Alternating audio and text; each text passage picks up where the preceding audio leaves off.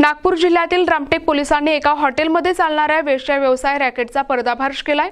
या कारवाईत 2 आरोपींना अटक करण्यात आली असून एका पीडित महिलेची सुखरूप सुटका करण्यात आली आहे। विश्वासार्ह गुप्त माहितीच्या आधारे ही कारवाई करण्यात आली असून ज्यामध्ये असे उघड झाले की आरोपी आर्थिक लाभासाठी महिलांना पैशाचे आमिष दाखवून वेश्या व्यवसायात ढकलत होते।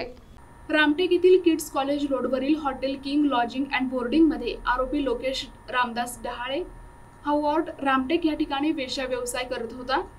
लोकेश हा महिलांना पैशांचे आमिष दाखवून त्यांना वेश्या व्यवसाय करण्यास भाग पाडून हॉटेलमध्ये खोल्या उपलब्ध करून देत असे, अशी माहिती पोलिसांना मिळाली। यावेळी रामटेक पोलिसांनी हॉटेलवर छापा टाकला असता आरोपी लोकेश डहाळे तेथील काउंटरवर बसलेला आढळून आला। हॉटेलच्या झडती दरम्यान दुसरा आरोपी विवेक विजय गुरुपंचंग साटक तहसील पारशिवनी येथील रहिवासी आणि एक पीडित महिला हॉटेलच्या रूम नंबर 2 मध्ये आढळून आली।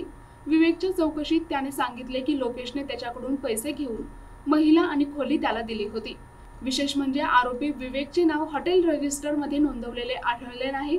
यावेळी पीडितेने सांगितले की हॉटेल मालक विशाल प्रकाश सिंग सोळंकीने तिला हॉटेलमध्ये बोलावले होते।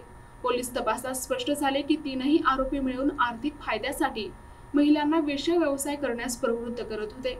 घटनास्थळावरून 3 अँड्रॉइड मोबाईल आणि 1000 रुपये रोख असा एकूण 21,160 रुपयांचा मुद्देमाल जप्त करण्यात आलाय। पीडितेची सुखरूप सुटका करण्यात आली असून तीनही आरोपींविरुद्ध अनैतिक वाहतूक कायदा अंतर्गत गुन्हा दाखल करण्यात आला आहे।